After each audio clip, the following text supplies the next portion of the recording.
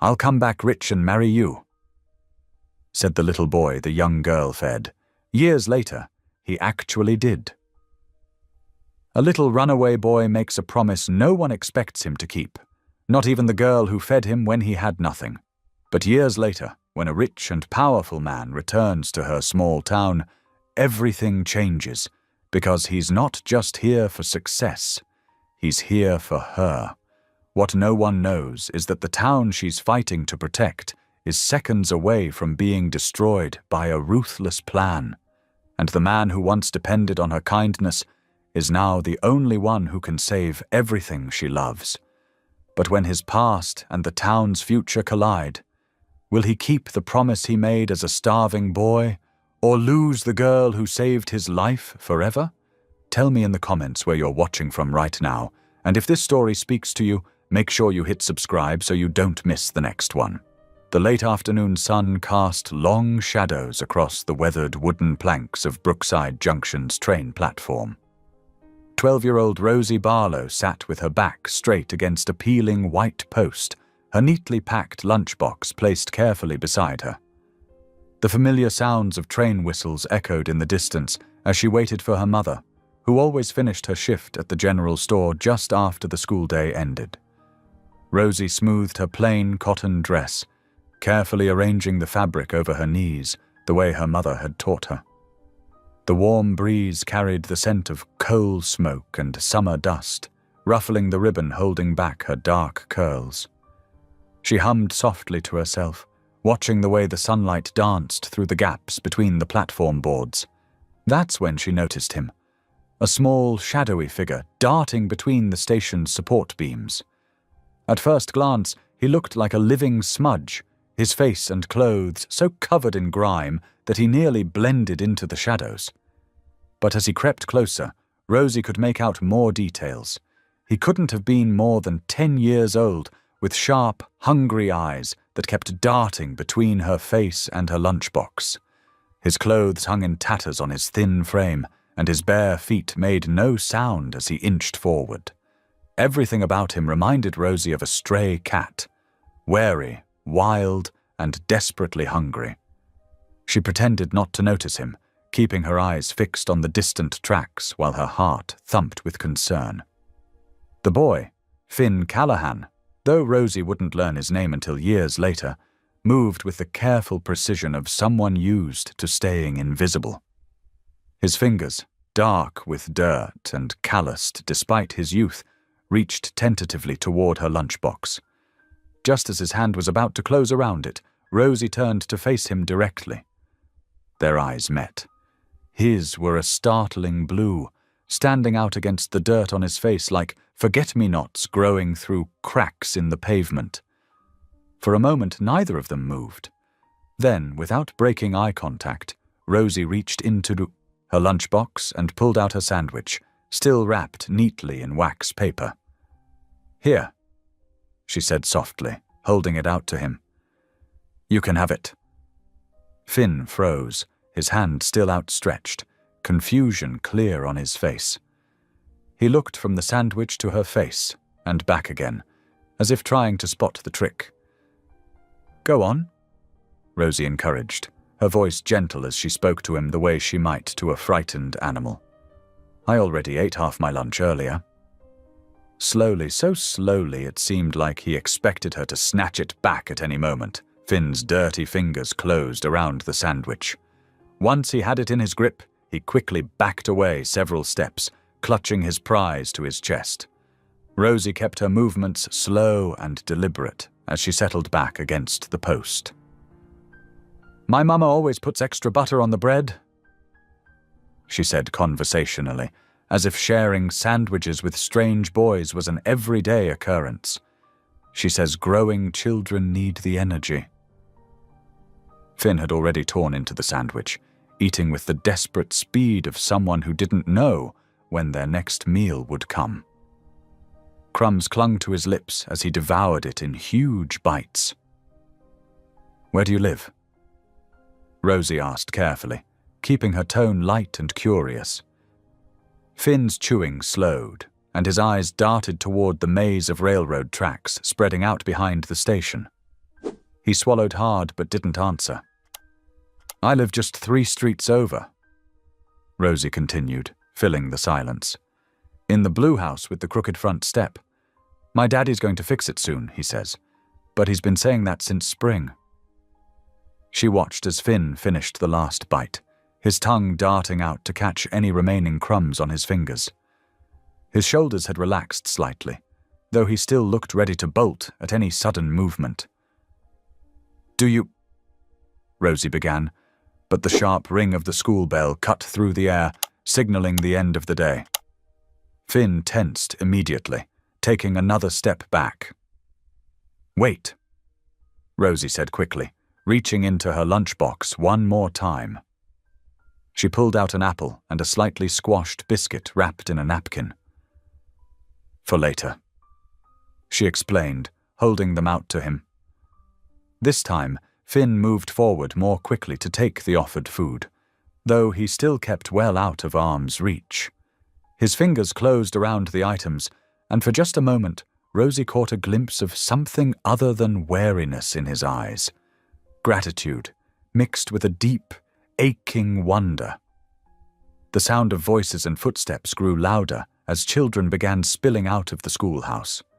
Rosie spotted her mother's familiar figure walking briskly from the direction of the general store, her work apron still tied around her waist. "I have to go now," Rosie said, gathering her lunchbox and standing up. She brushed off her dress and gave Finn one last smile. "I hope you enjoy the apple." As she walked away with her mother, who greeted her with a warm hug and questions about her day, Rosie resisted the urge to look back. But Finn stood rooted to her, his spot on the platform, watching her disappear down the dusty street. His fingers still clutched the apple and biscuit, and his mind struggled to process what had just happened. No one had ever just given him food before. No one had ever smiled at him like that, talked to him like he was worth talking to. He looked down at the napkin-wrapped biscuit in his hand, then back up at Rosie's retreating figure.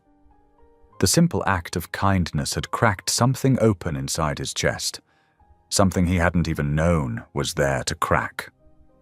The platform gradually emptied as parents collected their children and workers headed home for the evening. Finn remained, holding his gifted food like precious treasure, watching until Rosie and her mother turned the corner and disappeared from sight.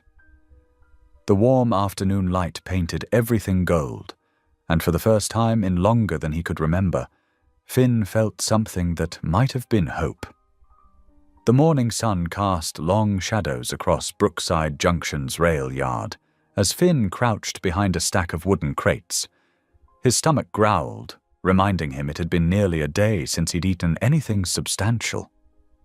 The memory of yesterday's sandwich, with its thick slices of bread and generous butter, made his mouth water. He peered around the corner of the crates, watching the platform where Rosie had sat. Would she come back? The kindness she'd shown him seemed almost like a dream now in the harsh light of morning. His experiences had taught him that good things rarely lasted, yet something kept him rooted to that spot, hoping. The morning crawled by. Finn dozed fitfully in the warm sun, startling awake at every passing train whistle. When the afternoon school bell rang, his heart began to race. He pressed himself further behind the crates, making sure he was well hidden while maintaining a clear view of the platform. Minutes ticked by, until finally he spotted her familiar blue dress. Rosie settled onto the same spot as yesterday, her lunchbox beside her. But this time, she also carried something else, a small bundle wrapped in checked cloth. Finn watched as she carefully arranged herself, noting how she seemed to be looking around expectantly. She was looking for him, he realized with a jolt of surprise.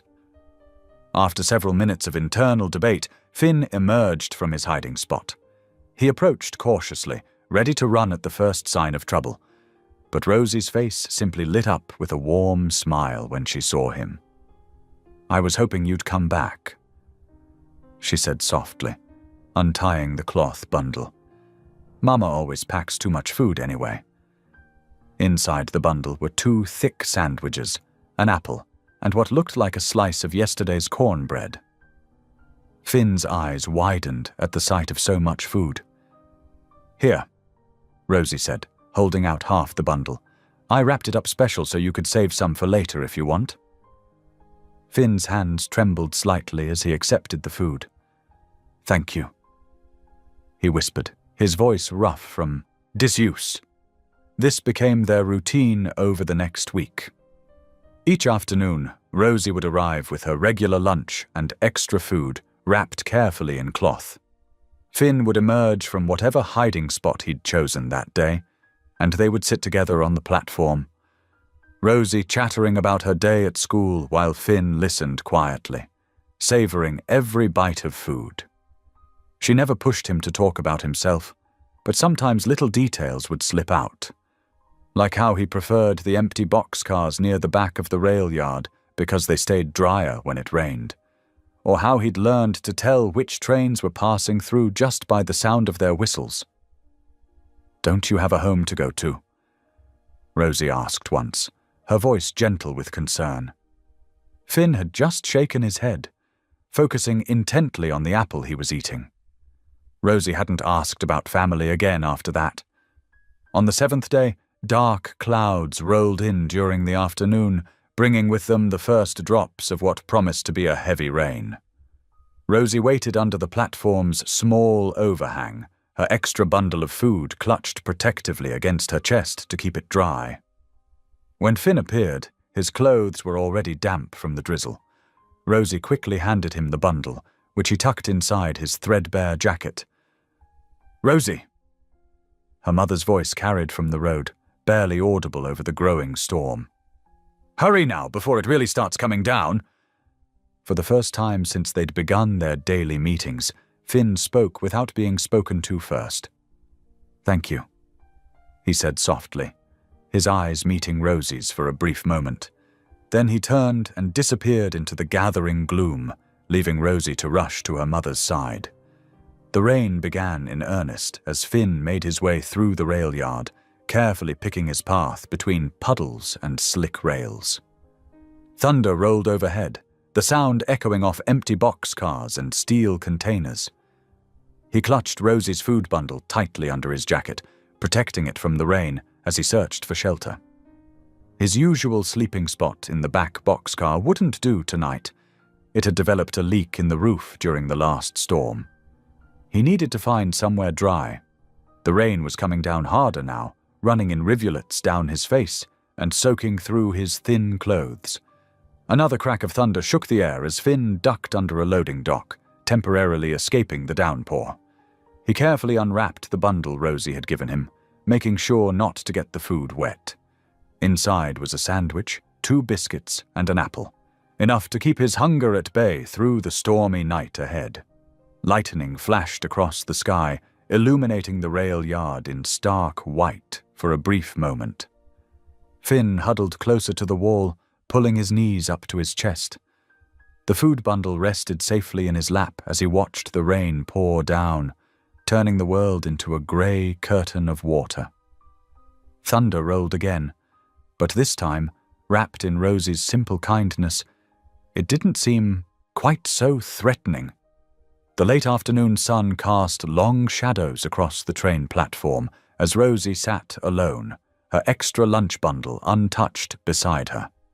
For the 2nd day in a row, Finn hadn't appeared at their usual meeting spot. She twisted the edge of her dress nervously, scanning the rail yard for any sign of movement. Something felt wrong. Finn had never missed their daily meetings before, not even during the big storm. The thought of him going hungry made her stomach twist into knots. "Where are you?" she whispered to herself, standing up. She knew she shouldn't leave the platform. Her mother would be arriving soon to pick her up. But the worry gnawing at her chest wouldn't let her sit still any longer.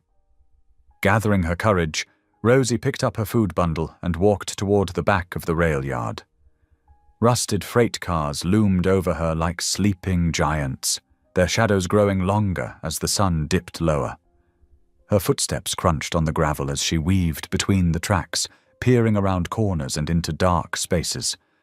"Finn," she called softly. "Are you out here?" A faint sound caught her attention, something between a whimper and a groan. Following the noise, she rounded the corner of an old coal car and gasped.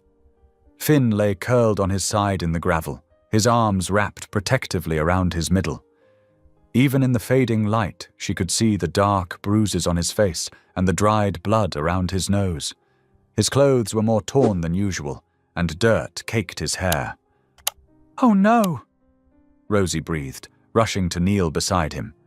"Finn, what happened?" He flinched at her approach, but relaxed slightly when he recognized her voice.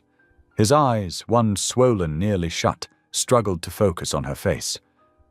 "I'm okay," he mumbled, trying to push himself up but falling back with a grimace. "You're not okay," Rosie said firmly. She opened her school bag and pulled out her notebook, tearing several pages into careful strips. "Who did this to you?" Finn stayed quiet, but his good eye darted nervously toward the main yard. Rosie understood. She'd heard stories about older boys who preyed on the railroad kids, stealing what little they had. Dipping one of the paper strips in a puddle of clean rainwater, she gently began dabbing at the dried blood on his forehead. Finn went completely still under her touch, as if no one had ever tended to his wounds before. "You don't deserve this," Rosie said softly, cleaning another cut near his temple. "Nobody deserves to be hurt like this." Finn's breath hitched, and she realized he was trembling. Not from pain or cold, but from something deeper. The simple act of being cared for seemed to shake him to his core. "Here, let me help you sit up," Rosie offered, carefully supporting his shoulders. She could feel how thin he was through his ragged shirt as she helped him lean against the coal car's wheel. "Rosie!" A panicked voice called from the direction of the platform. "Rosie, where are you?" "That's... Mama," Rosie said, quickly pressing the food bundle into Finn's hands. "She sounds worried. I have to go, but please eat something. You need to keep up your strength." As she stood to leave, Finn's hand caught the edge of her dress. "Wait," he whispered, his voice hoarse. I want to pay you back someday, for everything." Rosie smiled gently. "Just get better, okay? That's all I want." She hurried back through the rail yard, finding her mother near frantic with worry on the platform. "Where have you been? I've been calling and calling." "I'm sorry, Mama," Rosie said, letting herself be pulled into a tight hug. "I thought I saw something interesting and wandered off. It won't happen again." That night, rain drummed against the roof of Rosie's house as she lay in bed, unable to sleep. The storm had rolled in quickly after sunset, bringing heavy winds and sheets of rain. She thought of Finn, hoping he'd found somewhere dry to wait out the weather. Miles away, in the rail yard, Finn huddled under a torn tarp he'd scrounged from behind the maintenance shed. Every movement sent sparks of pain through his bruised body, but he'd managed to eat half the food Rosie had brought him. The rest he'd carefully wrapped and hidden away for tomorrow. Lightning flashed overhead, followed by a deep rumble of thunder. Finn pulled the tarp tighter around his shoulders, wincing as it pressed against his injuries. In the darkness, he whispered Rosie's words to himself over and over. "You don't deserve this." The words felt foreign in his mouth, like a language he'd never learned to speak. But something about them took root in his heart, a tiny seed of determination beginning to grow. Maybe she was right. Maybe he did deserve better than this. Rain continued to pour outside his makeshift shelter, but for the first time in years, Finn felt something besides cold and hunger. He felt hope, small and fragile as a sparrow's egg, but hope nonetheless. The tarp flapped in the wind as another flash of lightning illuminated the rail yard. Finn lay awake, holding on to that seed of hope. letting Rosie's words echo in his mind until they began to feel like truth. The morning sun cast long shadows across the railroad platform as Rosie walked to her usual spot after school. Her heart skipped when she saw Finn already waiting there, partially hidden behind a stack of crates. Something was different about him today. He stood straighter despite his bruises, and his eyes held an intensity she hadn't seen before. "You're early," Rosie said softly, setting down her school bag.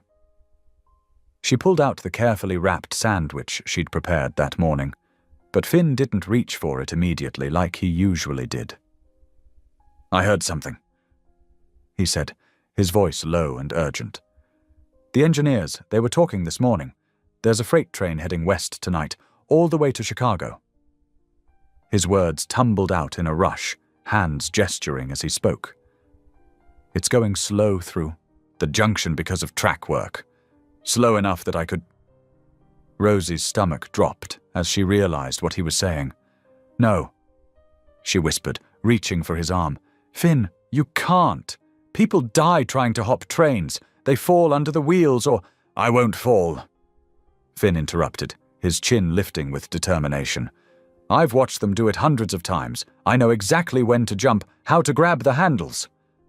His eyes softened as he looked at her worried face. "I can't stay here forever, Rosie.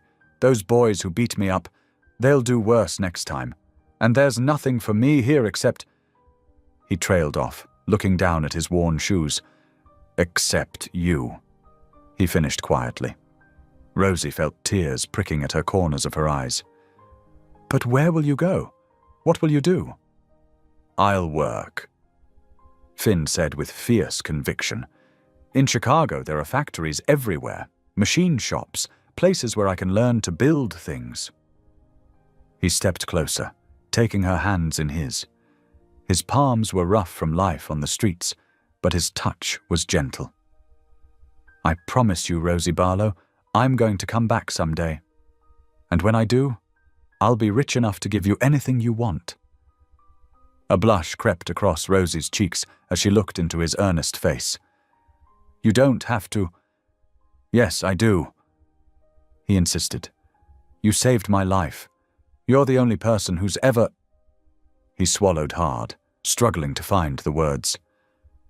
"When I marry someday, it'll be you, because you saw me when I was nothing, and you helped me anyway." Rosie's heart fluttered at his declaration. Part of her wanted to dismiss it as childish fantasy. They were both so young, and the world was so big. But there was something in his eyes, a determination that made her believe he meant every word. The afternoon light was beginning to fade, casting orange and purple streaks across the sky. In the distance, they could hear the low rumble of an approaching freight train. Finn's body tensed like a coiled spring. "That's it," he whispered. "The Chicago-bound freight." He looked at Rosie one last time, memorizing her face. "I won't forget. I promise." Before she could respond, he darted away from the platform, moving with the silent grace of someone used to staying unseen.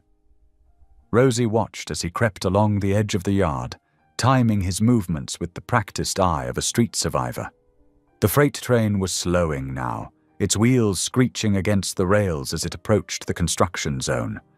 Rosie's heart pounded as she saw Finn emerge from behind a signal box, running parallel to the train. "Please be careful," she whispered, though he was too far away to hear. "Please don't fall." For one terrifying moment, Finn's small figure disappeared completely from view. Then she caught a glimpse of him swinging up onto a boxcar, his movements quick and sure. A second later, he vanished into the shadows of the moving train. Rosie stood frozen on the platform until the last car had passed, straining for any final glimpse of her friend. But Finn was gone, carried away into the gathering dusk by the rhythmic clatter of steel wheels on rails. Looking down, she realized she was still clutching the sandwich she'd brought for him. Tears began falling freely now, soaking into the cloth wrapping as she held it to her chest. Each soft sob was lost in the fading sound of the train, carrying away the boy who'd promised to return.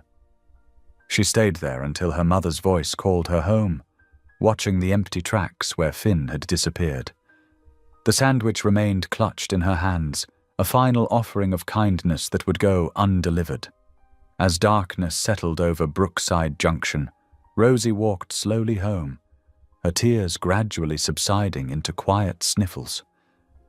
The cloth-wrapped sandwich was still in her hands, the last one she'd ever make for the brave, desperate boy who'd changed her life with a promise made in the fading light of day. The years after Finn's departure flowed like the endless trains through Brookside Junction, each season bringing subtle changes to both the town and young Rosie Barlow. At 13, she started volunteering at the First Methodist Church's soup kitchen, ladling out steaming bowls with the same gentle care she'd once shown a hungry boy on the platform. "You've got a gift with people, Rosie," Mrs. Henderson, the church secretary, often said. Especially the little ones. Indeed, by 14, Rosie had become the neighborhood's favorite babysitter. Parents trusted her completely, knowing she'd treat their children with the same kindness that made her pack extra sandwiches years ago. She'd sit for hours reading stories to toddlers, helping older kids with homework, always ensuring they felt safe and valued. Meanwhile, hundreds of miles away, 15-year-old Finn Callahan was learning the language of locomotives. In Chicago's sprawling rail yards, he'd found work as a shop boy, cleaning tools and running errands for the mechanics. Every spare moment was spent watching the engineers work, absorbing their knowledge like a sponge. "Kids got an eye for engines?" old Tom McCarthy would say, noting how Finn could diagnose problems just by listening to a motor's rhythm. "Never seen anything like it." Back in Brookside Junction, the signs of decline were becoming harder to ignore. The paint peeled from once proud storefronts, and fewer trains stopped at the station each month. But 16-year-old Rosie remained determined to help however she could. She organized summer reading programs at the library and tutored struggling students after school. "You should be a teacher," her mother suggested one evening, watching Rosie prepare lesson plans for her young charges. "You've got the heart for it." The idea took root, growing stronger as Rosie entered her final years of high school. She threw herself into her studies, earning scholarships to the State Teachers College while still finding time to volunteer. That same year, 17-year-old Finn was making his own academic strides. His practical knowledge of engines had caught the attention of a senior engineer who sponsored his night school education. During days, Finn worked on increasingly complex repairs. At night, he studied mathematics and engineering, often falling asleep over his textbooks. "You're pushing yourself too hard," his mentor warned. Finn would just shake his head, remembering a promise made on a dusty platform. "I've got someone to prove something to," he'd say. As Rosie entered college at 18, Brookside Junction's decline accelerated. The lumber mill closed, sending dozens of families looking for work elsewhere. But Rosie stayed, commuting to classes while continuing her community work. She student-taught at her old elementary school, bringing fresh energy to tired classrooms. Finn's rise through the railroad ranks was meteoric. By 20, his innovative repair techniques had caught the attention of industry leaders. He earned a full engineering scholarship, balancing advanced studies with practical work.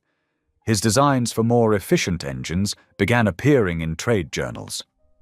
"Mark my words," veteran railmen would say, "that Callahan boy's going places." At 23, Rosie accepted her first teaching position at Brookside Elementary. The school building was showing its age, but she transformed her classroom into a haven of warmth and creativity. Her students adored her, especially those from struggling families. She always kept extra snacks in her desk, remembering how a simple sandwich could change a life. By 25, Finn had earned the nickname the Captain of the Rails, for his uncanny ability to solve complex engineering problems. His innovations saved failing rail lines and revitalized outdated systems. But he never forgot where he came from, often ensuring his projects included provisions for homeless youth. The years continued their steady march. Rosie turned 30, still teaching in Brookside Junction despite offers from larger districts. She watched her town continue to shrink, but refused to abandon the children who needed her. The elementary school building was now officially condemned, forced to operate on borrowed time, while the town council debated costly repairs. Finn, at 28, had become one of the most respected names in American railroad engineering. His designs were revolutionizing the industry, earning him both fortune and acclaim. But he never stopped scanning project lists for a particular town name. Then one autumn morning, as leaves skittered across Brookside Junction's empty streets, Finn found what he'd been waiting for. A feasibility study was needed for potential rail line expansion, right through his old hometown. His hands trembled slightly as he signed the paperwork to take the assignment personally. The town's practically dead. His colleague, Paul Latimer, warned. Waste of time. But Finn just smiled, remembering a promise made long ago. He packed, his briefcase with blueprints and proposals, knowing that after all these years, he was finally heading back to the platform where his life had changed, back to the girl who'd seen worth in a starving child. The morning sun caught the silver threading in his expensive suit as he boarded the train to Brookside Junction. In his pocket was a newspaper clipping about a dedicated local teacher fighting to save her condemned school, a woman named Rosie Barlow. The rental car's tires crunched over scattered gravel as Finn Callahan guided the vehicle through Brookside Junction's silent streets. Dawn painted the sky in gentle strokes of pink and gold, casting long shadows across the town he'd left behind so many years ago. The steering wheel felt cool beneath his fingers as he drove slowly, taking in every detail of his former home. The company-issued SUV seemed almost offensive in its newness, gleaming between buildings weathered by decades of neglect. Finn's throat tightened as he passed the old general store, its windows now boarded over with plywood. The faded lettering still read, Morton's Goods, though Mr. Morton had likely been gone for years. "My God," he whispered, pulling to the curb near what had once been the town square. The bronze statue of the town's founder stood tarnished and forgotten, surrounded by weeds pushing through cracked concrete. Empty storefronts lined the square like hollow eyes, their display windows dusty and dark. Finn stepped out of the car, his polished dress shoes clicking against the sidewalk. The morning air carried the same crisp sweetness he remembered, tinged with the ever-present hint of coal dust that seemed embedded in the town's very foundations. A few early risers hurried past, heads down, shoulders hunched against the morning chill. No one gave him a second glance, just another suit passing through their dying town. He walked slowly, memories flooding back with each step. The old ice cream parlor where he'd pressed his face against the window, watching other children enjoy treats he couldn't afford. The alley where he'd hidden from older boys who saw homeless kids as easy targets. Each landmark held a story, most of them painful, but one place drew him like a magnetic pull. The trestle bridge loomed ahead, its steel framework reaching across the ravine like ancient bones against the brightening sky. Finn's footsteps echoed as he walked onto the pedestrian pathway that ran alongside the tracks. Halfway across he stopped, placing his hand on the cold metal railing. "I made it," he said softly to his younger self, the frightened boy who'd stood in this exact spot and sworn to return triumphant. The bridge had been his escape route, the path to his future. Now it stood as a testament to both his promise kept and the town's steady decay. Below, the creek still flowed, its waters reflecting the morning light. Finn loosened his tie slightly, allowing himself a moment to just breathe it all in. Had achieved everything he'd dreamed of that day: wealth, respect, success. But standing here now, seeing how far Brookside Junction had fallen, those achievements felt hollow. A bell rang in the distance, pulling him from his reverie. School would be starting soon. Finn checked his watch. His first official meeting wasn't until afternoon. There was time. The elementary school building stood like a wounded soldier, its red brick facade marred by patches of crumbling mortar. Yellow caution tape blocked off one entrance, and temporary supports braced a section of wall that appeared to be separating from the foundation. Yet somehow, impossibly, the sound of children's laughter spilled from the open windows. Finn slipped inside through the main entrance, nodding to a drowsy security guard who barely glanced up from his newspaper. The hallways were exactly as he remembered. The same worn linoleum floors, the same cork bulletin boards covered in creative projects, the same smell of chalk dust and floor wax. He followed the sound of young voices until he reached a classroom near the end of the hall. The door stood open, and he pressed himself against the wall beside it, heart thundering in his chest as he peered inside. And there she was. Rosie stood at the front of the classroom, her hair swept back in a neat bun, gesturing animatedly as she led her students through a lesson.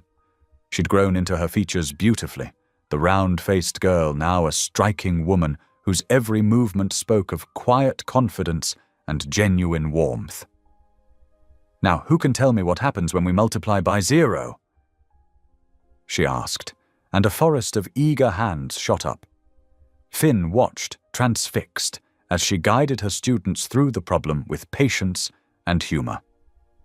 When one boy struggled with the concept, she knelt beside his desk, speaking softly until understanding dawned on his face. The same kindness that had once saved a starving child now nurtured a whole new generation. A sudden wave of emotion forced Finn to step back from the doorway. He retreated silently down the hall, not trusting himself to maintain composure if she happened to look up and recognize him. The time wasn't right. He needed to approach this carefully, professionally. There would be questions about why he'd returned, about his true intentions. The day passed in a blur of preliminary surveys and phone calls. As evening settled over Brookside Junction, Finn checked into the Railside Motel, its neon sign flickering weakly against the darkening sky. The room was clean but dated, with faded floral wallpaper and a television that might have been new when he'd left town. Spreading his documents across the small desk, Finn began reviewing the official paperwork for his assignment.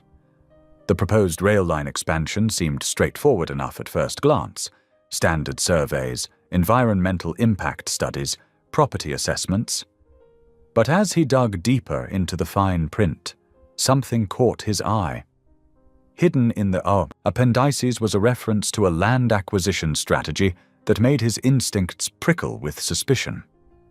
The language was deliberately vague, mentioning aggressive development zones and expedited property transfers.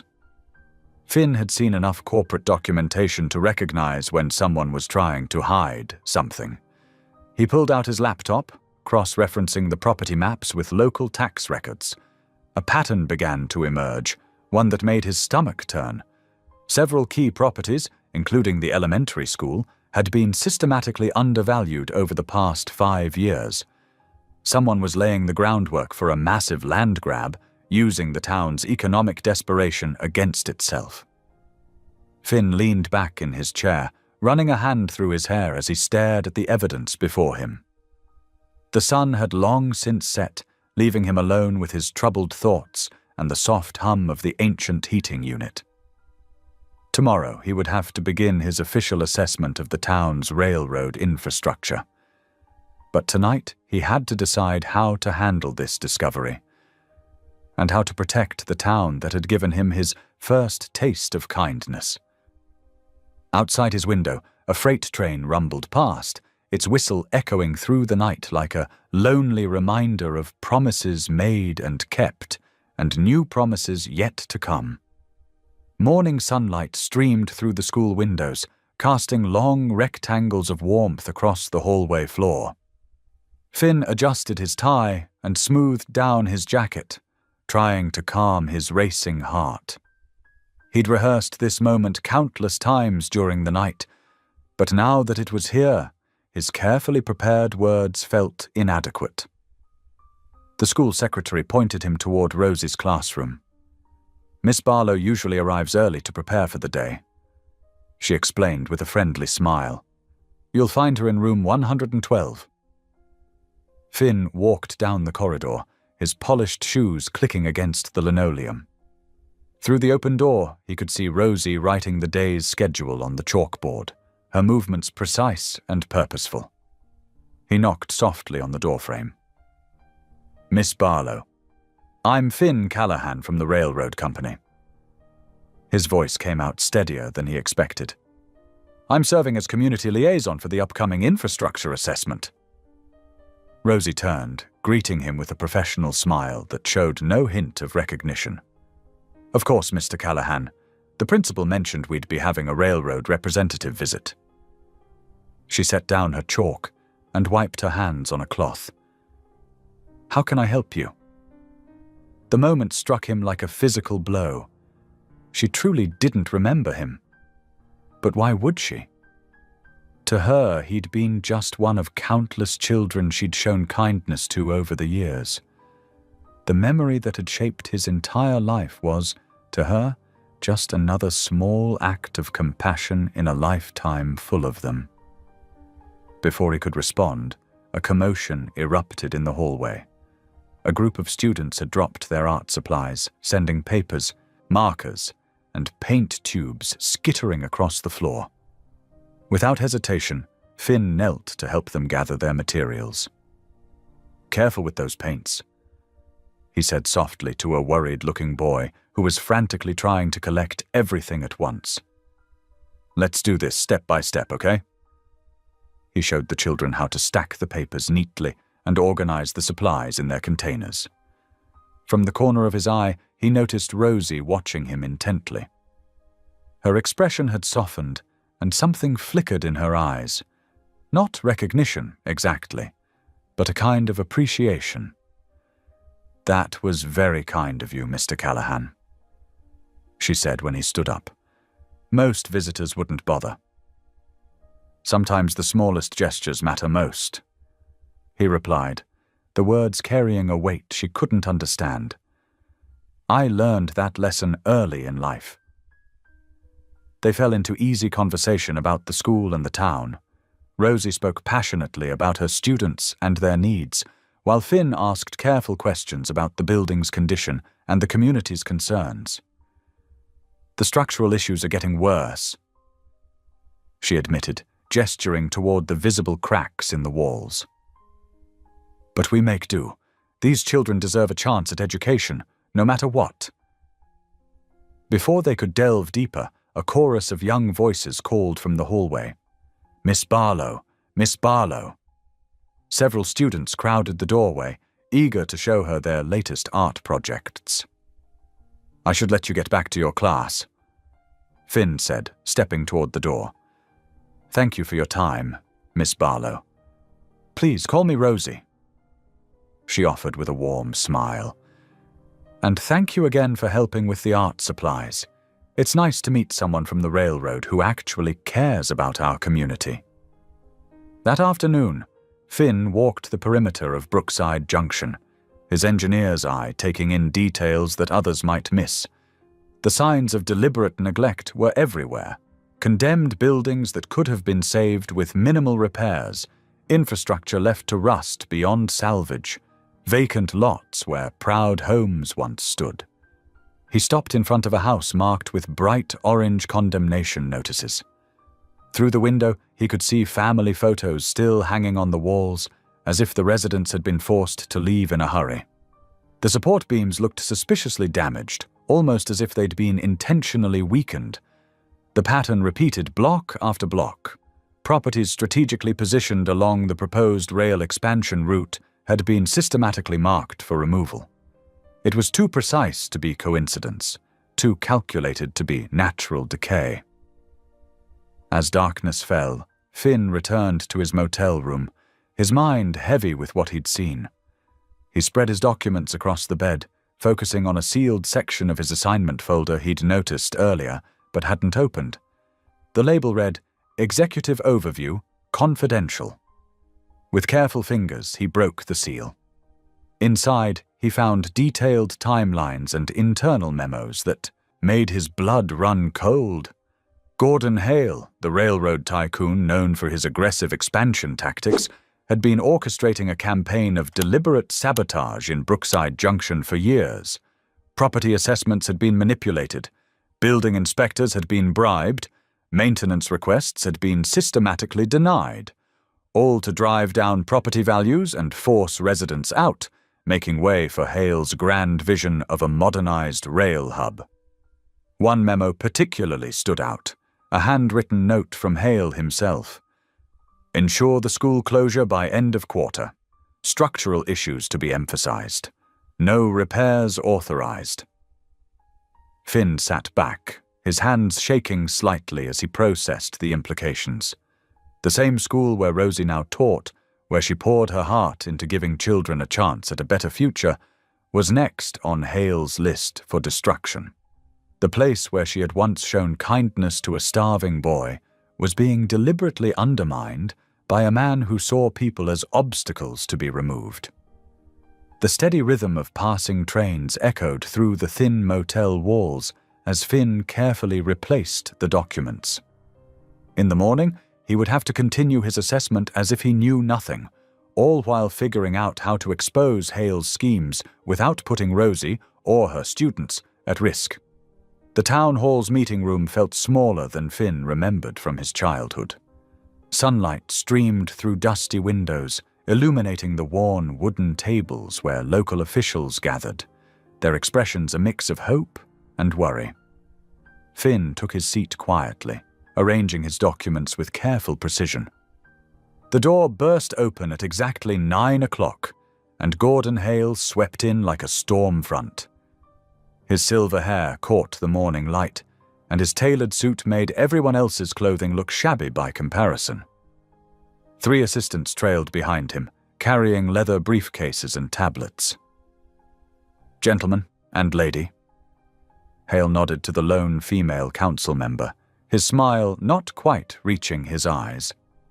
"Let's not waste time. Brookside Junction is dying, but railroad expansion could make it the heartbeat of regional commerce again."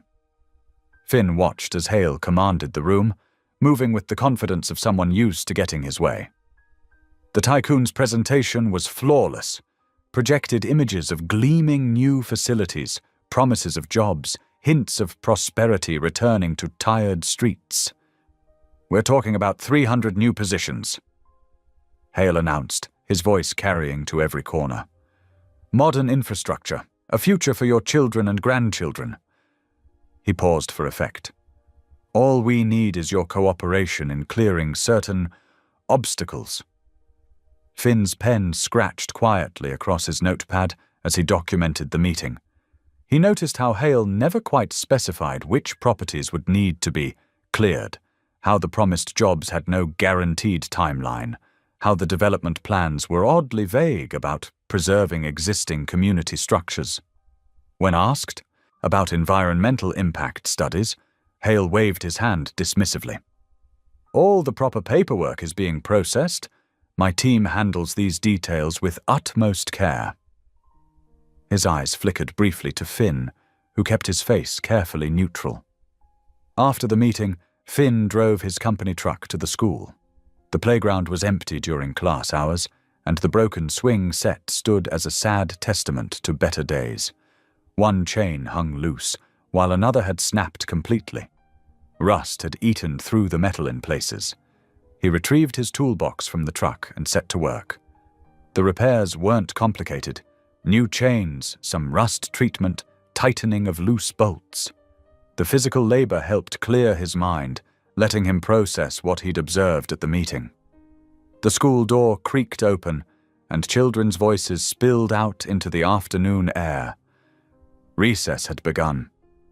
Finn looked up to see Rosie leading her class outside, her face brightening with surprise when she spotted him. "Mr. Callahan, what are you doing out here?" "Just some basic maintenance," he replied, wiping sweat from his forehead. "Noticed the swings needed attention?" The children gathered around, watching with fascination as he demonstrated the repairs. A small boy named Jonah asked thoughtful questions about the tools and processes, reminding Finn of himself at that age. Curious about how things worked, eager to learn. "There," Finn said, stepping back. "Good as new. Who wants to test them out?" The kids cheered and rushed forward. Soon the air was filled with laughter and the rhythmic squeak of swing chains. Rosie stood beside him, watching her students play. "This is incredibly kind of you," she said softly. "The maintenance budget? Well, there hasn't been one for a while." "It's nothing," Finn assured her, though his heart ached at how such a small gesture could mean so much. "Just paying forward some kindness I received once." Rosie's eyes lit up. "Oh, would you like to join us tomorrow for community reading hour? The children would love to hear stories from someone who works with trains." "I'd be honored," Finn replied, carefully packing away his tools.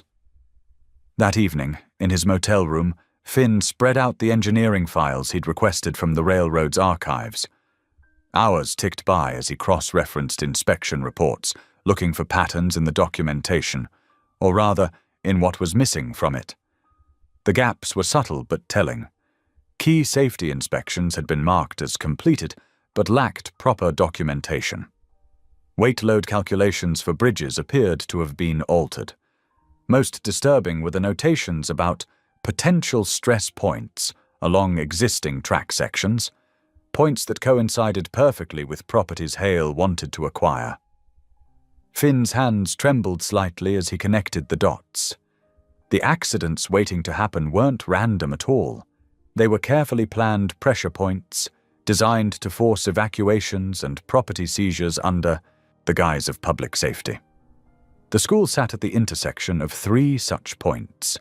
His eye caught a detailed property map, and his heart sank further. The expansion project's true scope became clear. It wasn't just about adding new track.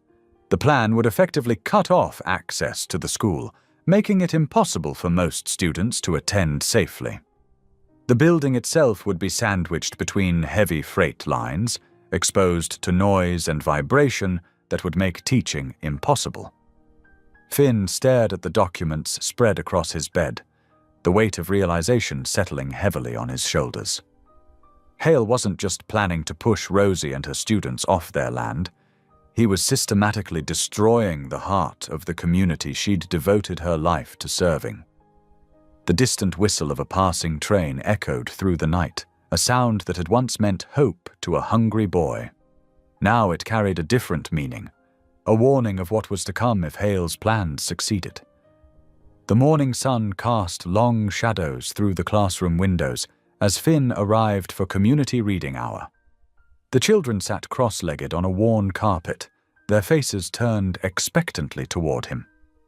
Rosie stood near her desk, her welcoming smile warming the room more than any sunlight could. "Class, please welcome Mr. Callahan," she announced. "He's going to share some stories about working on the railroad." 20 pairs of bright eyes focused on him. Finn settled into the reading chair, trying to remember the last time he'd had such an attentive audience. "Has anyone ever heard a train whistle late at night?" he asked. Hands shot up everywhere. Jonah, the quiet boy from yesterday, spoke up. "Sometimes it sounds lonely." Finn nodded.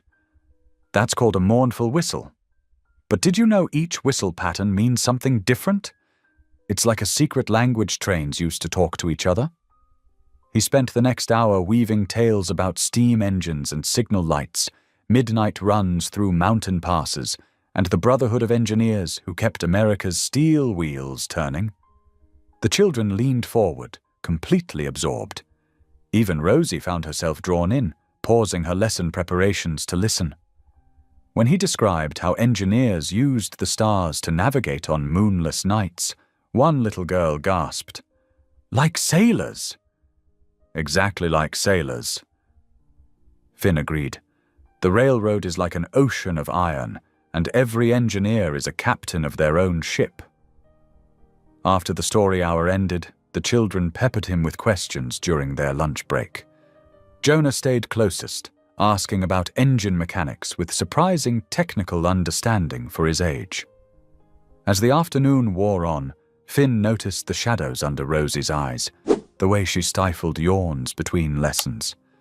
During a quiet moment while the children worked on assignments, she confided in him. "The town council meets again next week," she said softly, shuffling papers on her desk. "Hale's representatives keep pushing for structural assessments. They claim the building isn't safe, but we know it's just an excuse." Finn frowned. "How long has this been going on?" "Months now." Rosie sighed, running a hand through her hair. "I've been taking extra tutoring jobs to hire an independent inspector, but good ones are expensive, and between grading papers, preparing lessons, and trying to keep the parents updated—" She trailed off, looking exhausted. "You're fighting this battle alone." Finn observed quietly. She gave a weak smile. "Someone has to. These kids deserve better than being pushed out of their school because some railroad tycoon wants the land." When the final bell rang, Finn helped gather scattered supplies and straighten desks. "Let me walk you home," he offered. "It's getting dark earlier these days." Rosie hesitated, then nodded. They walked slowly through the autumn afternoon, fallen leaves crunching beneath their feet. The town looked different at ground level, more personal than the property maps in Finn's motel room. "I used to love this walk," Rosie said suddenly. "Years ago, when I was still a student here myself. There was this boy." She paused, lost in memory. "He was so hungry, so alone. I shared my lunch with him for a week." Finn's heart pounded, but he kept his voice steady. "What happened to him?" "He disappeared one night, hopped a freight train west," he said. "I've always wondered if he made it, if he found what he was looking for." She hugged her jacket closer. "Silly, isn't it? Worrying about a stranger from so long ago?" "No," Finn said softly. "It's not silly at all." They reached her modest house, its paint peeling, but window boxes still bright with autumn flowers. "Thank you for today," she said. "The children loved your stories." "Thank you for trusting me with them." After saying goodbye, Finn walked to the old trestle bridge spanning the rail yard. The setting sun painted the steel girders in shades of copper and gold. Below, a freight train rumbled past, the same line he'd jumped that desperate night so many years ago. "I'm still that boy, Rosie," he whispered into the gathering dusk, "and I won't let anyone hurt you or your kids. Not this time." The wind carried his words away, but the promise remained, as solid as the steel beneath his feet. He watched until the last light faded from the western sky, then turned back toward town, his resolve hardening with each step. The next morning dawned crisp and clear, with autumn sunlight streaming through the school's tall windows. Finn arrived early, finding Rosie already arranging tables in the main hallway for the student showcase. Colorful art projects and science displays waited in neat stacks, ready to be arranged. "Need a hand?" he asked, setting down his briefcase. Rosie smiled gratefully. "These tables are heavier than they look. Could you help me move them against the wall?" Together they worked in comfortable silence, positioning tables and hanging artwork at just the right height for parents to admire. Finn noticed how Rosie took extra care with each child's creation, adjusting them until they caught the light perfectly. every piece deserves its moment to shine," she explained, straightening a watercolor painting of the old train station. "Some of these kids don't get much recognition at home." When Jonah arrived early with his mother, they helped him set up his detailed model of a steam engine. Finn marveled at the boy's attention to detail, every valve and piston carefully crafted from household items. "You've got a real engineer's eye," Finn told him. Jonah beamed at the praise. As the morning progressed, more students filtered in with their families. The hallway hummed with excited chatter as children proudly showed off their work. Finn found himself drawn into conversations with parents, answering questions about trains and transportation history. When lunchtime approached, Rosie pulled sandwiches from her bag. "I always pack extra these days," she said, offering one to Finn. "Old habit, I suppose." They sat together on a bench in the quiet courtyard. Before taking a bite, Finn automatically folded his hands and bowed his head, a quick, almost unconscious gesture of gratitude.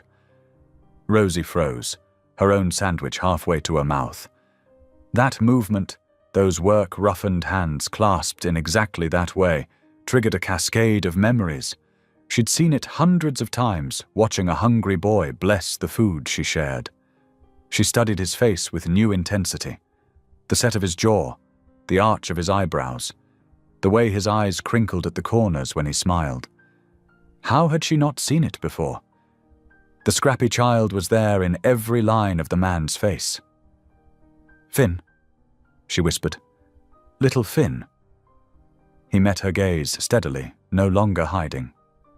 "Hello, Rosie." She set down her sandwich with trembling hands. "All this time. You've been here all week, and I didn't—" "I wanted to tell you," he said softly. "Every time I saw you, the words were right there. But I was afraid." "Afraid? Of what?" "That you wouldn't remember. Or worse, that you'd be disappointed in what became of that boy you helped." Tears welled in Rosie's eyes. "Disappointed? Finn, look at you. You survived. You thrived. How could I be anything but proud?" She reached out hesitantly, touching his cheek as if to make sure he was real. "I worried about you for so long. That night you left. Do you know how scared I was? A 10-year-old boy alone on a freight train. I'm sorry," he said, covering her hand with his own. "I should have said goodbye properly. But if I'd seen you cry, I might have lost my nerve. And I had to go. Had to make something of myself, to be worthy of coming back." "You were always worthy," she insisted. "That's what I tried to tell you back then." They sat in emotional silence, years of unspoken words hanging between them. Finally, Rosie asked, "Why didn't you say something when you first came back?" "I needed to understand what was happening here first. The corruption, the pressure on the school, it's worse than anyone realizes. And when I saw how much you'd given to this place, these children—" He shook his head. "I couldn't just walk in and disrupt your life without a plan to help." The afternoon passed in a blur of stolen conversations between showcase activities. As families began heading home, Finn and Rosie found moments to share their stories. His years of study and determination, her choice to return to teach in their struggling hometown. "I never married," she admitted as they cleaned up. "Everyone said I was crazy to stay here, but these kids needed someone to believe in them. Just like you did." "I never married either," Finn said quietly. "How could I? I made a promise to a girl with a lunchbox." Rosie blushed, remembering his childhood declaration. "We were just kids then." "Maybe, but that promise kept me going through some dark times." As evening settled over the town, they walked together through streets painted golden by the setting sun. Their steps slowed, neither wanting the day to end. Near the corner where they usually parted, Finn stopped. "Rosie," he said, turning to face her, "I need you to know something. What Hale's planning, it's not just about the school. He's deliberately destroying this town to force people out. I have proof, but confronting him will be dangerous." "Then don't," she pleaded. "We'll find another way." "There isn't one. But this time I'm not running away. I'm staying to fight." The streetlights flickered on, casting soft halos in the gathering dusk. Rosie looked up at him, seeing both the determined boy she'd known and the strong man he'd become. "I should have done this 20 years ago." Finn murmured, then leaned down and kissed her gently. It was a kiss built on decades of hope and memory, sweet with the flavor of long-delayed dreams. When they finally parted, Rosie's eyes shone with tears. "I will stop him," Finn promised. "Whatever it takes, I'll protect what you've built here." He squeezed her hand once more, then turned and walked away. Rosie watched his figure recede under the line of streetlights, her heart torn between soaring joy at finding him again and growing fear of what his fight against Hale might cost them both. The autumn wind whispered through dying leaves, carrying echoes of an old promise finally fulfilled, and the threat of battles yet to come. The morning sun barely touched the weathered buildings of Brookside Junction as Finn gathered his evidence into a worn leather briefcase. His fingers lingered on the photographs and documents, proof of deliberately weakened support beams, falsified safety reports, and manipulated land assessments. Each piece told a story of calculated destruction. The town hall's meeting room filled slowly with council members and concerned citizens. Rosie slipped in quietly, taking a seat near the back. Their eyes met briefly, sharing a warm glance that carried the echo of last night's kiss. Gordon Hale arrived last, commanding attention in his tailored suit. He nodded to various council members with practiced familiarity, his silver hair catching the light from dusty windows.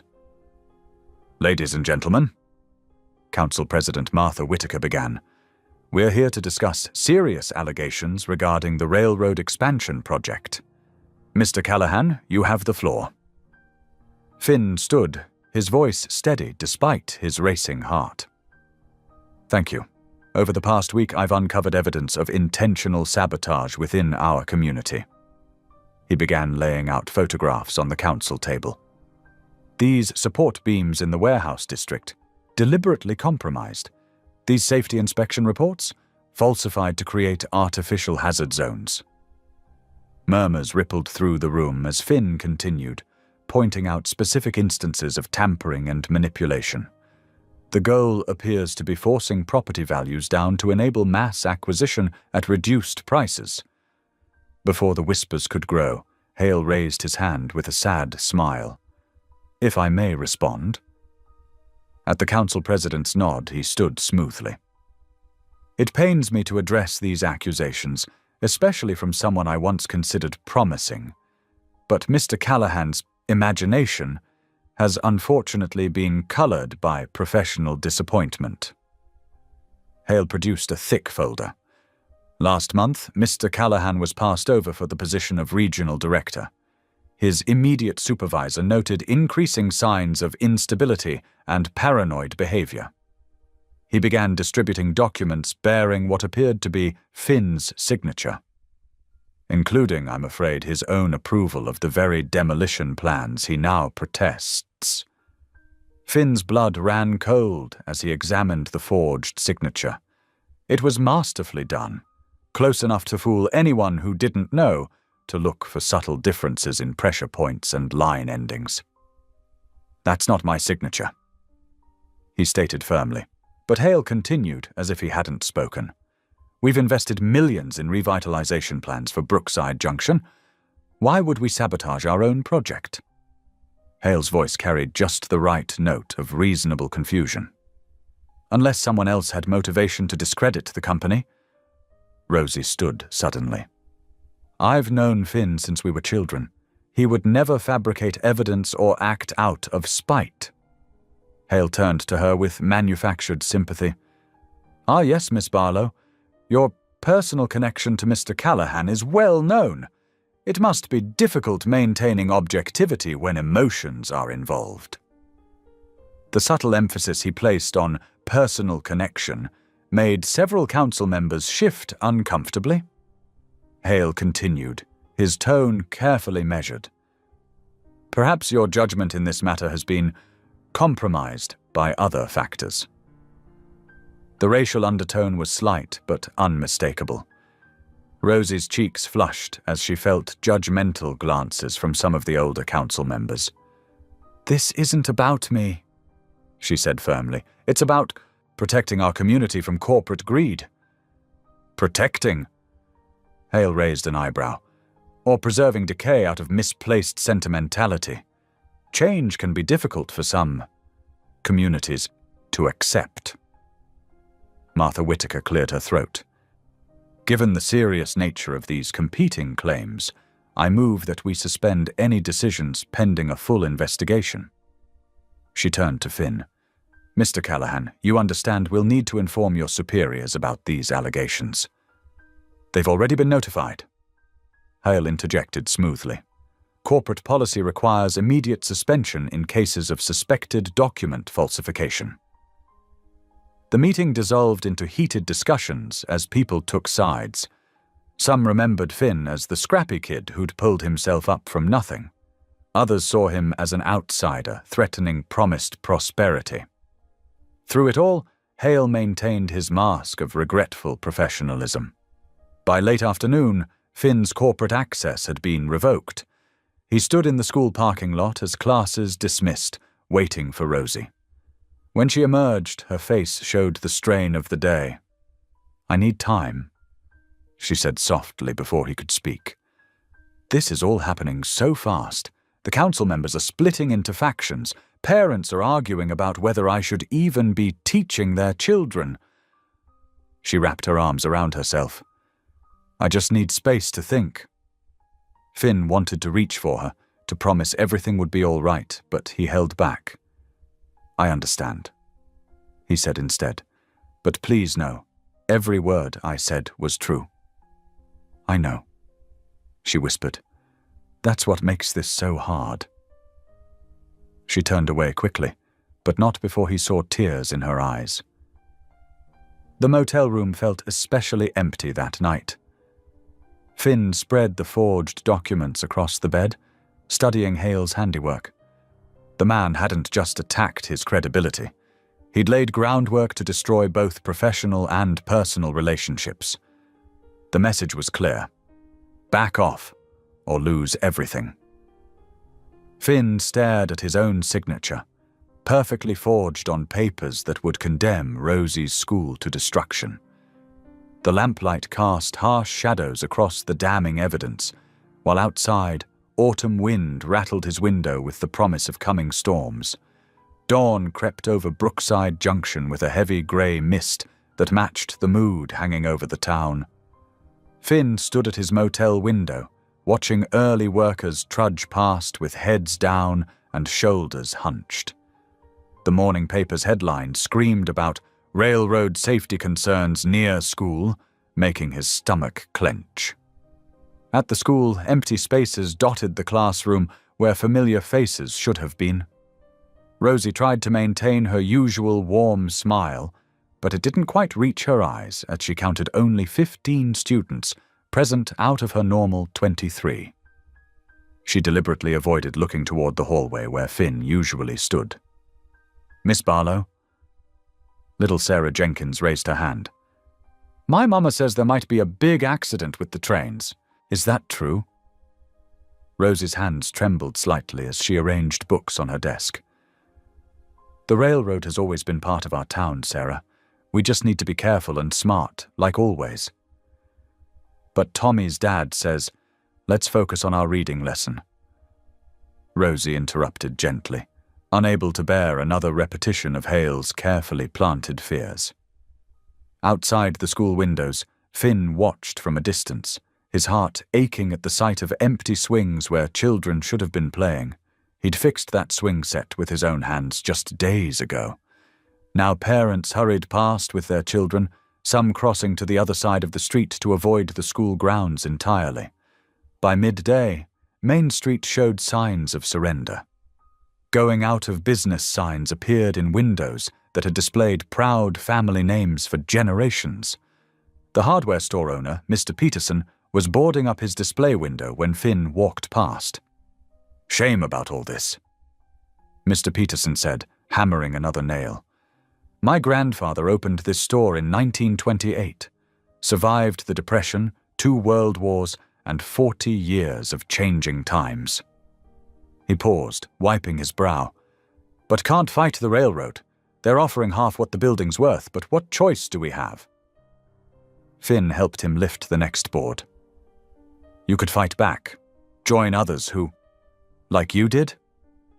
Mr. Peterson shook his head sadly. "Look where that got you, son. Sometimes you just have to know when you're beat." The afternoon sun cast long shadows as Finn finally gathered his courage to visit the school again.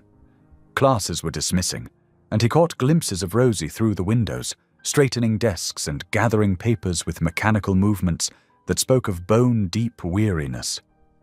She looked up when he knocked softly on the doorframe. For a moment, her face softened with something like longing before she caught herself and stepped back. "Finn, She wrapped her arms around herself, a defensive gesture that broke his heart. "I can't do this right now.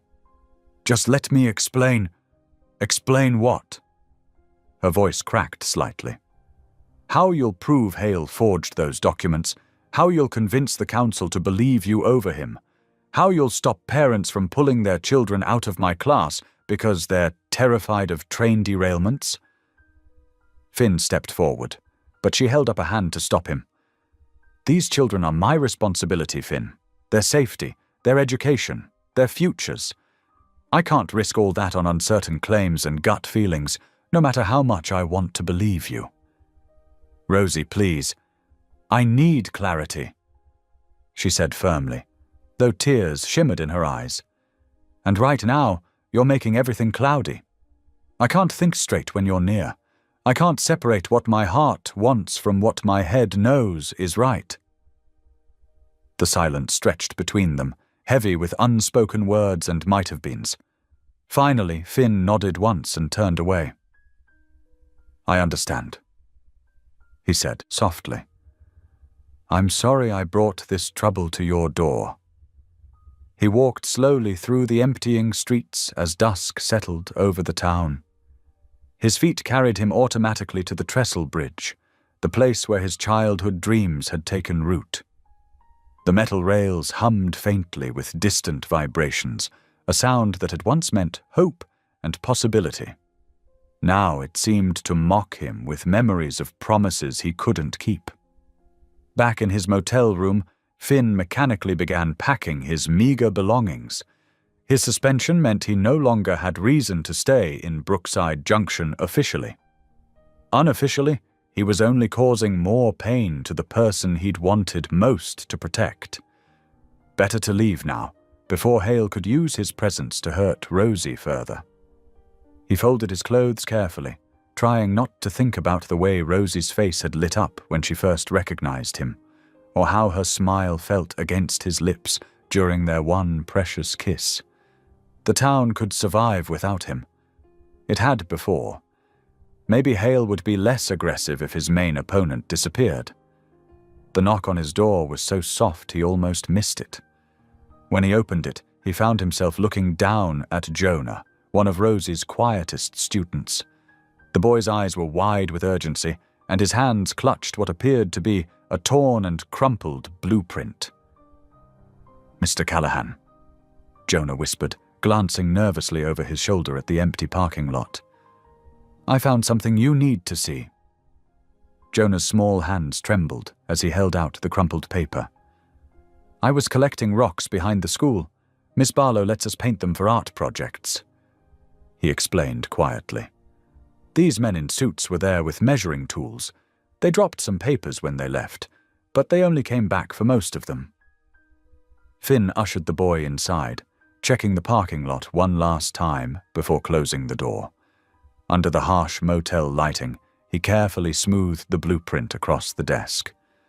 The paper was dirty and torn, but the technical drawings were still clear enough to read. Where exactly did you find this, Jonah? Finn asked, his heart racing as he studied the detailed schematics. By the big oak tree, near where they marked the ground with orange paint. Jonah pointed to specific areas on the blueprint. Those X marks are where they were measuring. I heard them talking about weight and speed, but I didn't understand most of it. Finn's hands grew cold as he traced the rail lines on the document. The calculations in the margins told a horrifying story. Precise measurements for track stress points, load-bearing limits, and speed variations. But it was the handwritten notes that made his blood run cold. Maximum impact at 45 miles per hour and optimal timing early morning commuter service. This isn't a construction plan, Finn muttered, more to himself than to Jonah. It's a sabotage blueprint. They're planning to weaken the tracks just enough to... He couldn't finish the sentence with the boy present. Looking at Jonah's worried face, Finn made a quick decision. Thank you for bringing this to me. You did exactly the right thing. Now I need you to go straight home. It's not safe to be out this late. But I want to help. You already have, Finn assured him, grabbing his coat. More than you know. Please go home to your parents. And Jonah? The boy paused at the door. Don't tell anyone else what you found. It could be dangerous. After making sure Jonah headed safely toward the residential streets, Finn broke into a run. The night air was sharp and cold in his lungs as he sprinted through the sleeping town. Rosie's small house sat on a quiet street, lined with maple trees, their bare branches stretching like dark fingers against the starlit sky. He pounded on her door, not caring about the late hour. After what felt like hours but was probably only minutes, a light flickered on inside. Rosie appeared in the doorway, wrapped in a faded robe, her hair loose around her shoulders. Finn, what's wrong? The alarm in her voice grew as she saw his expression. What's happened? I need you to look at this. He spread the blueprint on her kitchen table, explaining quickly how Jonah had found it. As Rosie studied the technical drawings, her face grew pale. These measurements, she whispered. They're for our crossing, the one the morning train uses, the one my students... Her hand flew to her mouth as the full implications hit her. Hale isn't just trying to force people out through legal pressure, Finn said grimly. He's planning to stage an accident. Create enough panic that everyone demands immediate evacuation. The property values would plummet, and he'd buy everything for a fraction of its worth. Rosie sank into a chair, her earlier doubts forgotten in the face of such calculated evil. All those children who take the early bus, they cross those tracks every morning. She looked up at Finn, tears spilling down her cheeks. I'm so sorry I didn't believe you. I was so scared of losing the school that I couldn't see... Hey. Finn knelt beside her chair, taking her trembling hands in his. You were protecting your students. That's what you do. But right now, we need to protect them in a different way. Rosie squeezed his hands and stood up with determination. I'll call Reverend Matthews. He's on the town council, and he never trusted Hale. And Mary Chen at the diner. Her husband works the signal station at the crossing. Good thinking.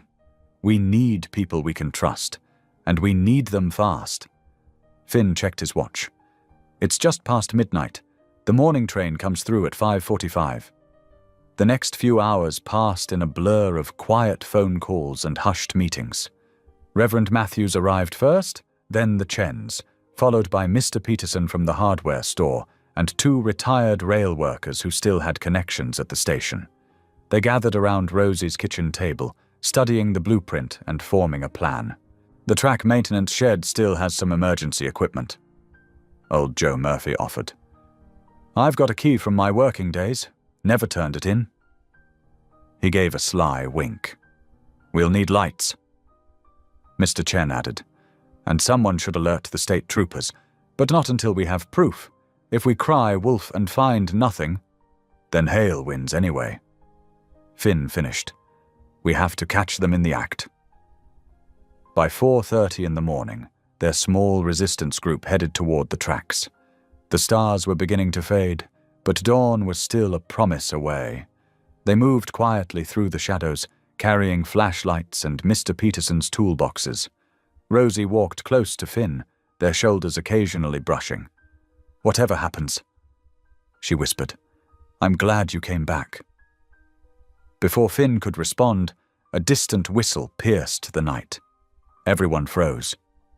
"That can't be right," Mr. Chen said, checking his watch. "The morning train isn't due for another hour." But the sound grew louder, accompanied by the unmistakable rumble of an approaching locomotive, moving much faster than any train should on these tracks.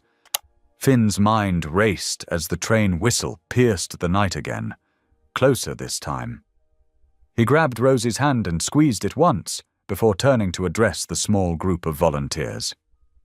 "Listen up. We've got maybe 15 minutes before that train hits this section. We need to work fast and smart." His voice carried the authority of years of railroad experience. "Mr. Chen, take your wife and Reverend Matthews to the North Crossing. Use your car's emergency lights to warn the engineer. Flash them in a pattern of 3. Pause, then 3 again. That's universal railroad code for danger ahead." The Chens and the Reverend nodded, hurrying toward their parked car. "Joe, you and Mr. Peterson come with me. We'll need those tools." Finn turned to Rosie. "Can you drive south about half a mile? We need warning signals from both directions." "Of course." Rosie started toward her car, then stopped. "Finn." Her voice wavered slightly. "Be careful." He managed a quick smile. "Always am." The group split up as planned. Finn led the 2 men to the section of track where the blueprint had indicated sabotage would occur. The beam of his flashlight revealed subtle but deadly alterations to the rail fixings. "Just as I thought," Finn muttered, kneeling to examine the damage. "They've loosened the gauge rods and compromised the rail anchors. At high speed, this whole section would shift under the train's weight." "Murderous," old Joe spat. "In all my 40 years on the railroad, I never saw anything this cold-blooded." Mr. Peterson opened his toolboxes. "What do you need, son?" "Everything you've got. We're basically rebuilding this section from scratch in minutes." Finn's hands moved with practiced efficiency. "Joe, start checking the spikes on the north end. Mr. Peterson, south end. I'll handle the center section and the gauge rods." They worked frantically in the beam of their flashlights. Sweat dripped down their faces despite the cold night air. The sound of the approaching train grew steadily louder. In the distance, Finn could see the flash of headlights. 3 bursts, pause, 3 bursts, from both directions where Rosie and the Chens were stationed. His heart swelled with pride at their coordinated effort. "Spike secure on this end," Joe called out. "South end tight." Peterson echoed moments later. Finn tightened the last gauge rod with hands that remained steady despite his racing heart. The ground beneath them began to vibrate with the approaching train. "Clear the tracks," he shouted. "Everyone back." They scrambled away from the rails just as the train's headlight appeared around the bend, its bright beam cutting through the pre-dawn darkness. The warning signals from both cars continued their urgent pattern. The train's brakes squealed, a sound that set Finn's teeth on edge. As the engineer responded to the warning signals, sparks flew from the wheels as the massive freight train slowed, fighting momentum and physics. More cars appeared on the surrounding streets as the commotion drew curious residents from their beds. Flashlights bobbed in the darkness as people emerged from their homes, drawn by the unusual sound of a train braking hard in their quiet town. The freight train finally ground to a complete stop, its engine well past the repaired section of track. The engineer climbed down, flashlight in hand, his face a mask of concern. "What's the emergency?" he called out, walking back along his train. Finn stepped forward, introducing himself and quickly explaining the situation. The engineer's face darkened as he examined the recently repaired track section. "Someone wanted my train to jump the rails," he said grimly. "You folks just saved a lot of lives." Headlights appeared from the direction of town, several vehicles approaching fast. The first was Sheriff Marlowe's cruiser, its light bar flashing. Behind it came two expensive black SUVs that Finn recognized as belonging to Hale's security detail. "Right on time," Finn muttered. Gordon Hale burst from the second SUV before it fully stopped, his face contorted with rage. "What is the meaning of this?" he bellowed. "Who authorized you to interfere with railroad property?" "I think we'd all like to know what's going on here," Sheriff Marlowe said, his calm voice a sharp contrast to Hale's fury. His flashlight beam played over the gathered crowd, the stopped train, and the section of track where Finn and the others had been working.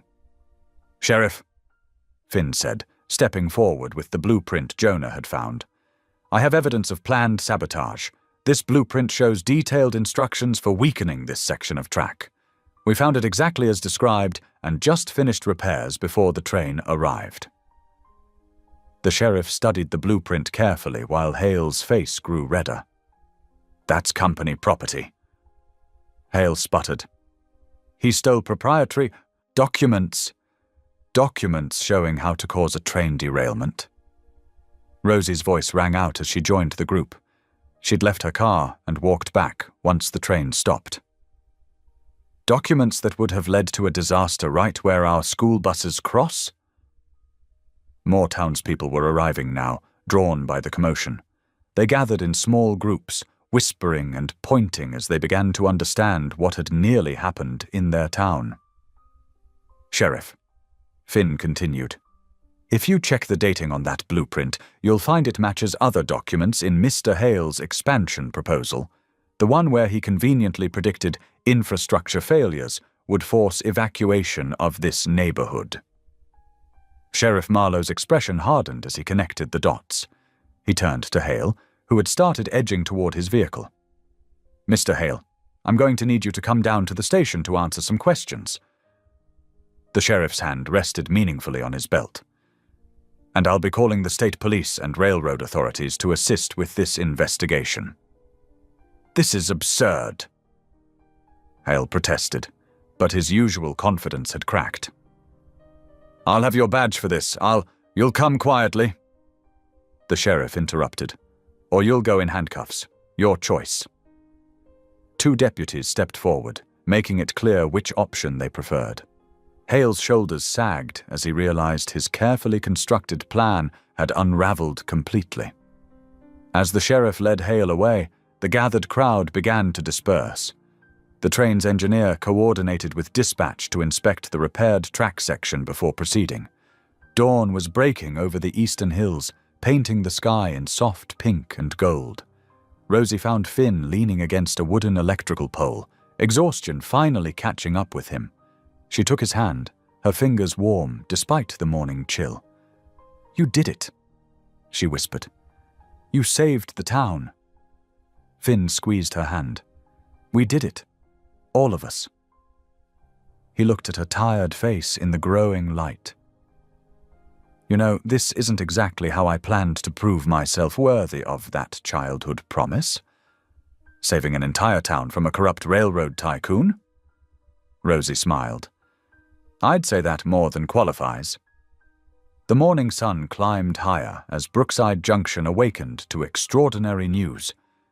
Word spread quickly through the streets about the night's events, neighbors calling neighbors, parents discussing it at bus stops, and storekeepers sharing details with early customers.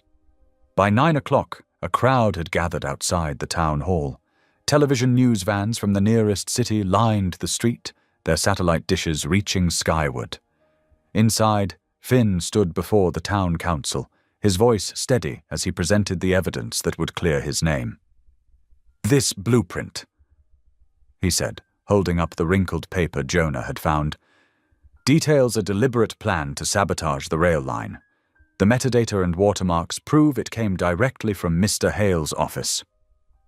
The council members leaned forward, examining copies of the document. Mayor Thompson adjusted his glasses, his face growing grimmer with each page he turned. "And there's more," Finn continued. "3 former employees of Mr. Hale have come forward." On cue, Hale's former secretary entered the chamber, followed by 2 engineers who had worked under him. They took turns describing years of suspicious activities, forged documents, and threats that had kept them silent. "He made us falsify inspection reports," one engineer testified, his hands shaking slightly. "Said he'd make sure we never worked again if we didn't cooperate." Outside, the crowd grew larger. Rosie stood among her students, who watched through the hall's large windows. Jonah, the boy who had found the blueprint, held tight to her hand, pride shining in his eyes. By 11 o'clock, state police led Gordon Hale from the county jail to a waiting patrol car. His perfectly pressed suit looked rumpled now, his commanding presence diminished. As cameras flashed, he ducked his head and said nothing. Shortly after noon, a representative from the railroad company's corporate office arrived by helicopter. She met with the town council and emerged an hour later to make a statement to the waiting press. "The railroad completely disavows Mr. Hale's actions," she announced. "We are cooperating fully with authorities and wish to restore trust with this community." She turned to where Finn stood. "Mr. Callahan, the company would like to officially reinstate you to your position, with our sincere apologies." A cheer went up from the crowd, but Finn stepped forward, shaking his head. "I appreciate the offer," he said clearly, "but I must decline." Murmurs rippled through the gathering. Rosie felt her heart skip. Why would he turn down such an opportunity? Finn reached into his jacket and withdrew a thick envelope. "I'd like to share something with all of you," he said, his voice carrying across the square. "Last week, when I first discovered Hale's plans, I made a decision. I liquidated my savings and investments, everything I've earned over the years." He opened the envelope and pulled out a document. "This is the deed to the school property and surrounding 10 acres. I purchased it through a blind trust to prevent any corporate takeover attempts." Gasps arose from the crowd. Rosie's hand flew to her mouth, tears welling in her eyes. "This land now belongs to the Brookside Junction Education Trust." Finn continued. "It can never be sold or developed for any purpose other than education. The school and Miss Barlow's students will always have a home here." The crowd erupted in cheers and applause. Parents hugged their children, and several of Rosie's students jumped up and down with excitement. Through her tears, Rosie watched as Finn made his way through the crowd towards her. He stopped a few feet away, his eyes soft with emotion. 20 years ago," he said, his voice meant only for her now. "A little girl shared her lunch with a starving boy. She showed him kindness when no one else would. She told him he deserved better." Understanding dawned on several faces in the crowd as they began to piece together the story. Rosie's students pressed closer, hanging on every word. "That boy promised he'd come back rich enough to give her anything she wanted," Finn continued, his voice thick with emotion. "He promised because she saved him, not just from hunger, but from believing he was nothing." Finn knelt before her, holding out the deed with trembling hands. "I never forgot that boy, Rosie. I never forgot my promise. Everything I am today started with your kindness." The square fell silent as Rosie reached for the document with shaking fingers. Tears streamed down her face as she looked at the proof of Finn's sacrifice. Every penny he'd earned, given to protect her dream of teaching and the futures of countless children. "You didn't have to do this," she whispered. "Yes, I did," Finn replied softly. "Because that boy still loves the girl with the lunchbox. He always will." The morning sun streamed down on the gathered crowd, on the children watching with wide eyes, on the deed that represented both an end and a beginning, And on Finn, still kneeling, still offering everything he had to the woman who had once saved him with a simple act of kindness. Rosie's knees buckled, and she sank down beside Finn on the sun-warmed pavement of the town square. Her tears fell freely now as she wrapped her arms around him, pulling him close.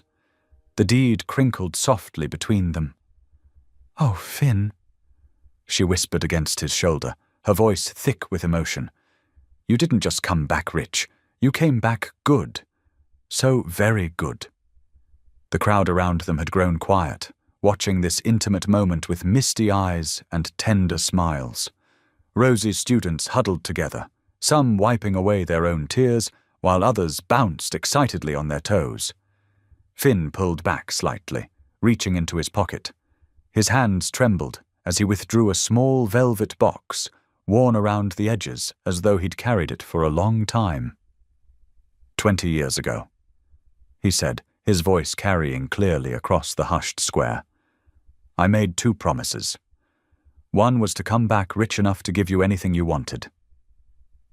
He opened the box, revealing a modest but beautiful ring with a single diamond catching the morning light.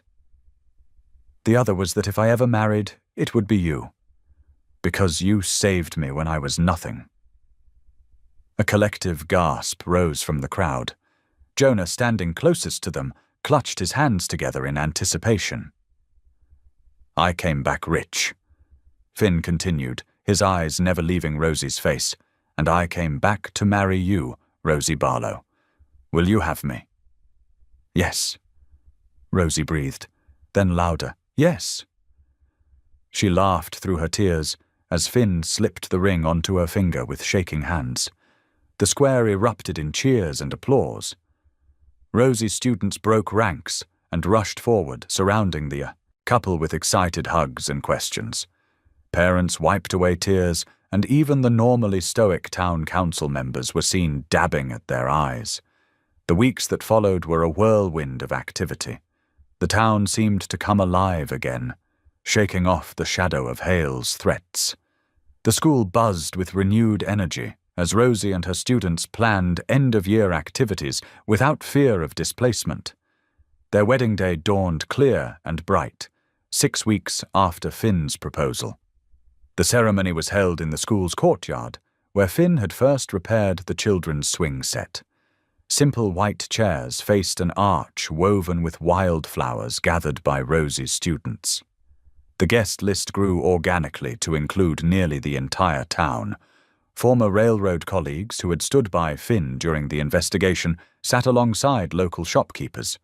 Rosie's students, dressed in their Sunday best, lined the aisle with paper flowers they'd made themselves. Jonah, beaming with pride, carried the rings on a small pillow he clutched carefully to his chest.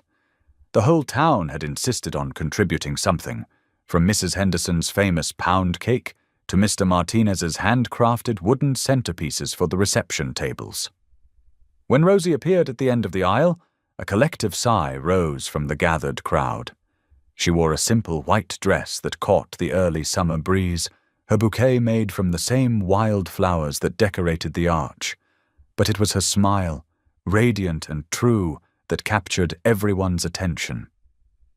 Finn stood waiting, his eyes glistening as he watched her approach. He wore a new suit, but his tie was slightly crooked, just enough to make Rosie's heart swell with love for this man who had never lost his humble nature, despite all his success. Their vows were simple but profound, echoing the promises made so long ago on a railroad platform. When the minister pronounced them husband and wife, the children led the cheering, their pure joy infectious. The reception felt more like a town festival than a formal event. Tables groaned under the weight of potluck dishes, and music drifted through the warm afternoon air. Stories were shared, from Rosie's current students to Finn's former colleagues, weaving together the tapestry of their separate journeys that had led them back to each other. As the sun began to set, Finn took Rosie's hand. "Come with me," he whispered. Together they slipped away from the celebration and walked the familiar path to the trestle bridge. The old iron structure stood silhouetted against the orange and pink sky, a testament to endurance and time. Their footsteps echoed softly on the wooden planks as they walked hand in hand to the middle of the bridge. Below them, the same tracks that had carried Finn away 20 years ago now gleamed in the fading light. But they no longer represented escape or separation. Instead, they had become part of their story of return and reunion. Rosie leaned her head against Finn's shoulder, feeling the solid warmth of him beside her. "Did you really carry that ring all these years?" she asked softly. "I bought it with my first real paycheck," Finn admitted, his thumb brushing over her wedding band. "It reminded me of why I was working so hard, why I had to become someone worthy of you." "You were always worthy," Rosie said, turning to face him.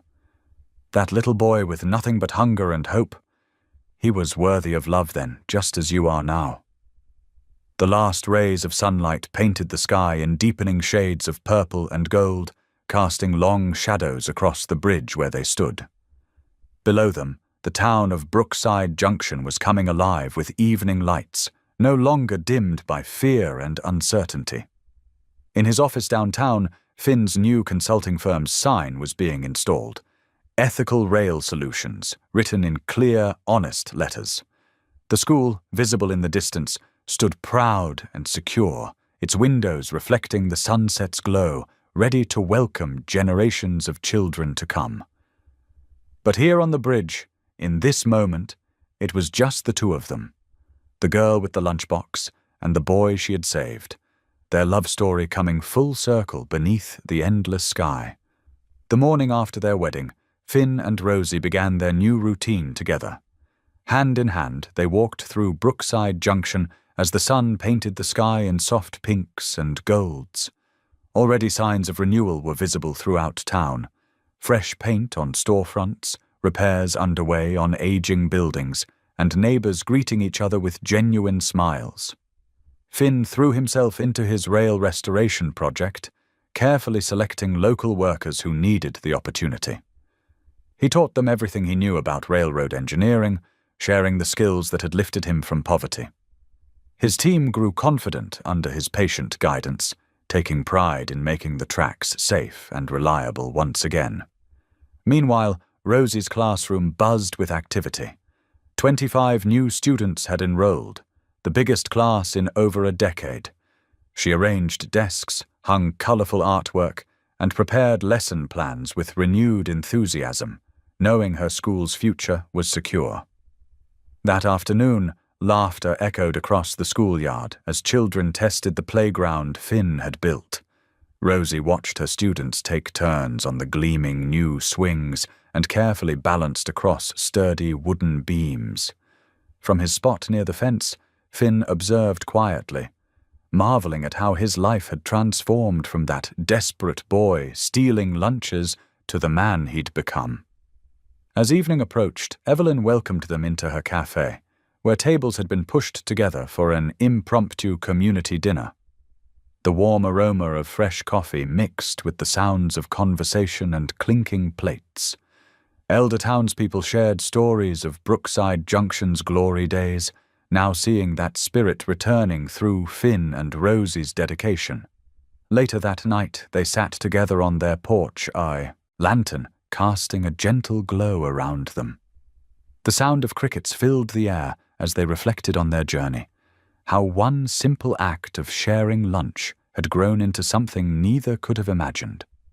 That childhood kindness had planted seeds of love that had flourished across decades, proving that compassion, once given, could transform not just two lives, but an entire community. Thank you for being here. If something in this story stayed with you, I'd love to see you again. Subscribe, and tomorrow I'll bring you another story crafted with heart.